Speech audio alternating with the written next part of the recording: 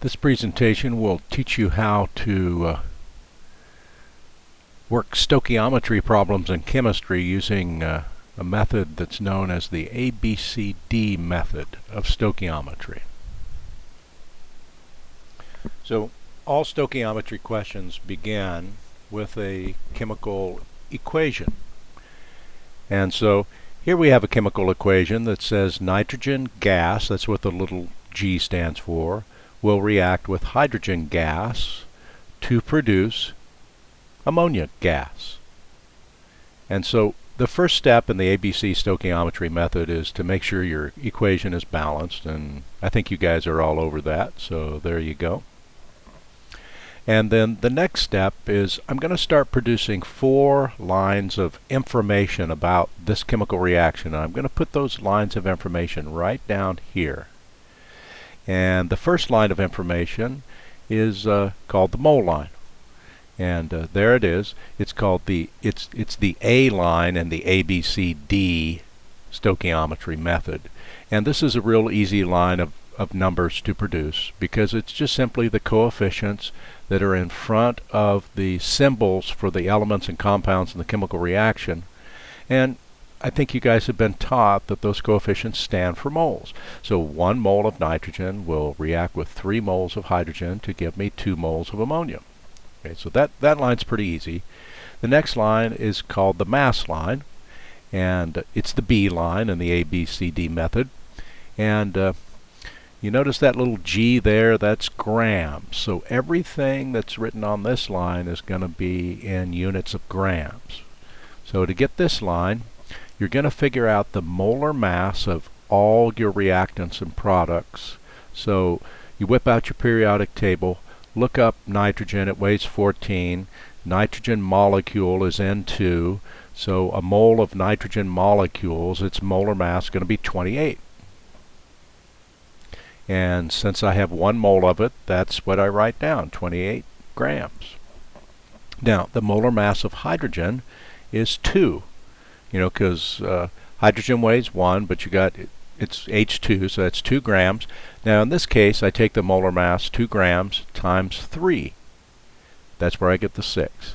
And then you look up the molar mass of ammonia, NH3, that's 17, but you got 2 moles of it. So that's where the 34 comes from.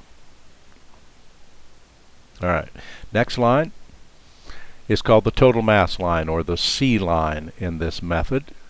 And so to get this line, you total up the total mass of your reactants, add those together, and you total up the total mass of your products. Okay? Now, it's important that when you get to this line that these two guys be equal. Okay? Because the law of conservation of mass says that the mass of your reactants and your mass of your products got to always be equal. Okay? Can't lose any mass, can't gain any mass in a chemical reaction. So this is kind of a checking point. I mean, if you add these together and they're not equal, you need to go up here and rethink what you've done up above. Okay? Now, the next line of information is called the volume line, or the D line.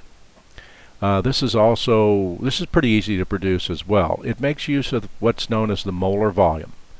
So the molar volume of a gas, now this only applies to guys that have the G after them, gas. So the molar volume of a gas is 22.4 liters, which says that 1 mole of any gas at standard temperature and pressure has a volume of 22.4 liters. So that's why I'm using 22.4. So I've got 1 mole of nitrogen. That's why I put 22.4 there. I've got 3 moles of hydrogen, so I take 3 times 22.4, stick it down there. And I got 2 moles of ammonia, so I take 2 times 22.4 and put it down there. Okay? And now you've completed your ABCD table. And I'm going to show you how to use this table to solve stoichiometry questions. Before we begin, I just want to point out something I think it's kind of cool about this table. Everything on this table is related to everything else. So let me just give you an example of that. 28 grams of nitrogen gas will react with 6 grams of hydrogen, and that'll produce 34 grams of ammonia. You can also say 28 grams will react with 3 moles of hydrogen, and that'll produce 44.8 liters of ammonia. Or you could say 22.4 liters of nitrogen will need 6 grams of hydrogen, and that'll produce 34 grams of ammonia. My point is everything on on this table here is related to everything else. And you can use these guys to perform any conversion, any stoichiometric conversion that you might be asked. And when you're solving stoichiometry problems, you're not going to have to produce this table every time. Eventually you're going to get to the point to where you're just going to produce the bits of the table that you need to solve the question. So I'm going to show you how to do that. So here we go. Now this is our first stoichiometry problem, and it says how many grams of hydrogen gas would you need to completely react with 14 grams of nitrogen gas?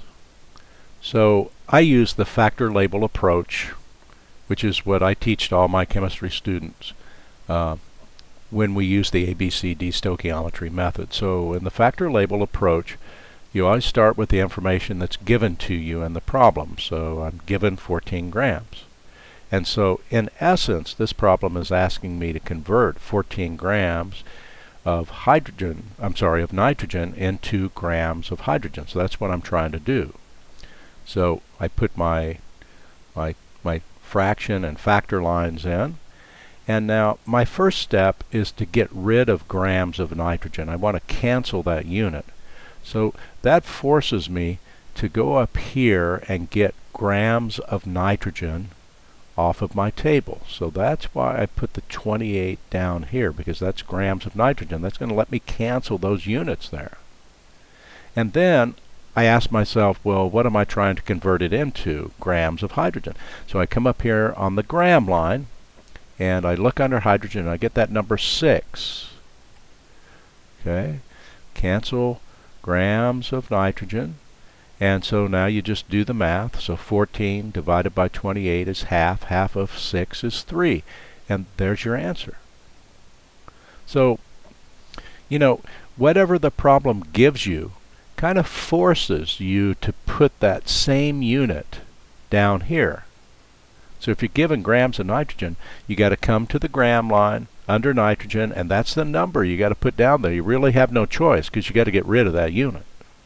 And then what the problem is asking for forces you to select a number and an accompanying unit that goes up here. So since it's asking me for grams of hydrogen, I had no choice. I had to come up to the mass line under hydrogen and get that number, and that's the number that went on top.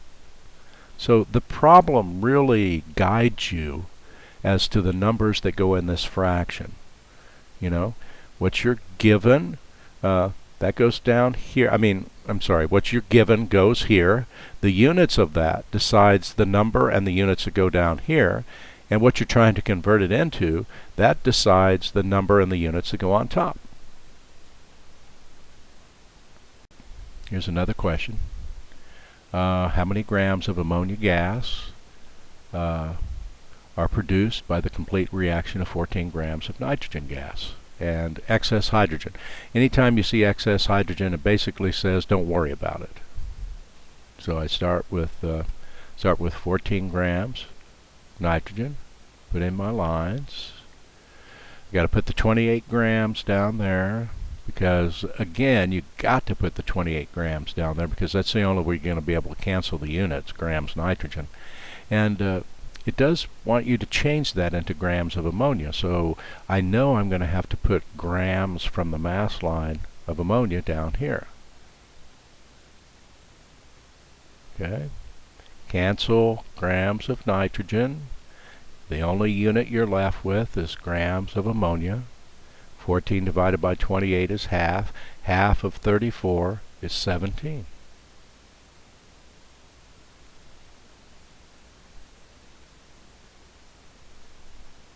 All right. Now this one wants you to change 14 grams of nitrogen into liters of ammonia. So we're going to be using this line now. So start with your 14 grams of nitrogen. Got to put 28 grams of nitrogen down there. Now because it wants liters of ammonia, you got to go under ammonia on the volume line or the liter line and get that number and put it there, because that's what it's asking you to convert to. Okay. 14 divided by 28 is half. Half 48.8, or 44.8, sorry, it's 22.4, and there you got it. I'm just going to pause for a moment and just say something about this setup. Anything within all this information, you are allowed to put anything in the fraction, because these guys are all equal to each other, or they're related to each other. So 22.4 liters of this will need 67.2 liters of this. That will produce 2 moles of this, 34 grams of this, or 44.8 liters. So any number that appears on this table here, you can put in that fraction, because they're all related. They're all equalities. All right. One more. How many moles of ammonia are produced by the complete reaction of 44.8 liters of nitrogen gas? So I start with my 44.8 liters of nitrogen gas. Now, I can see that I'm going to have to cancel liters of nitrogen, so I come to the liter line under nitrogen, and I pick that number off, put it down there. That will allow me to cancel liters of nitrogen. And now I'm trying to convert it to moles of ammonia, so I go on the mole line under ammonia and pick that number and stick it down there. Cancel liters. Okay. 44.8 divided by 22.4 is 2. 2 times 2 is 4. Piece of cake, right? Okay.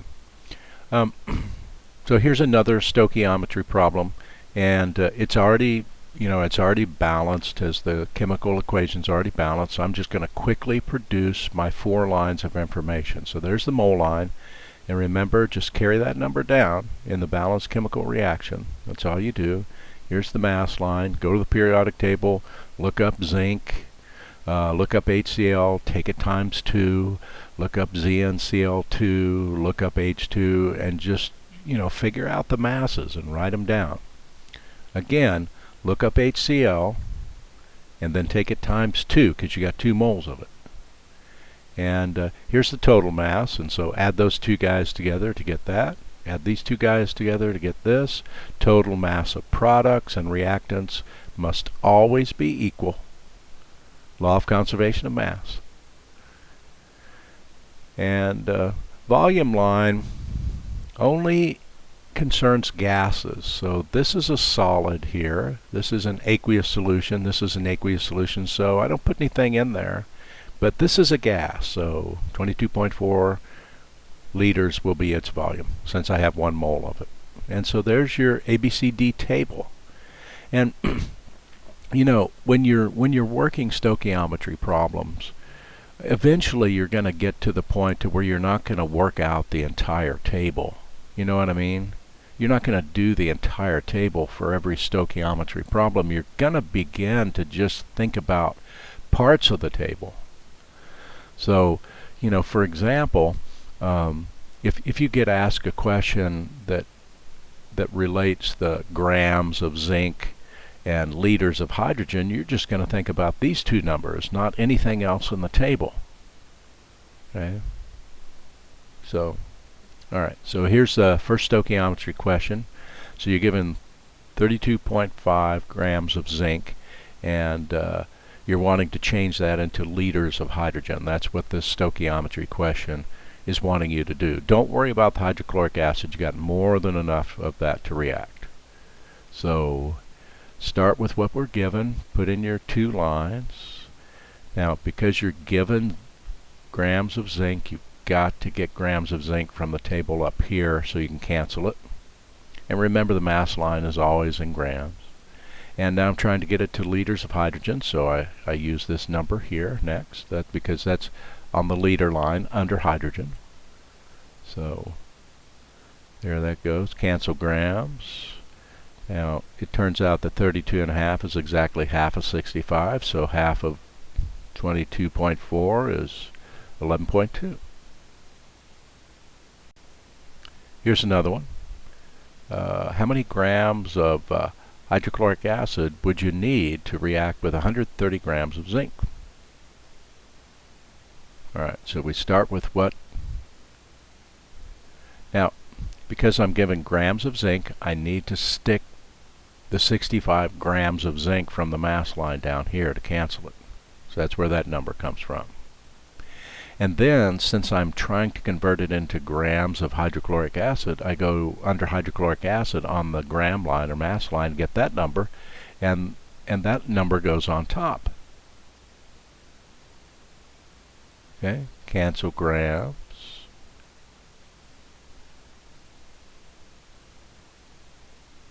Pretty cool, huh? And again, the thing I like about this method the most is that to solve any stoichiometry question, you're just going to use one fraction, which makes it, how shall I say this? It makes it a lot leaner and a lot easier to do than the other methods that are typically taught to solve stoichiometry.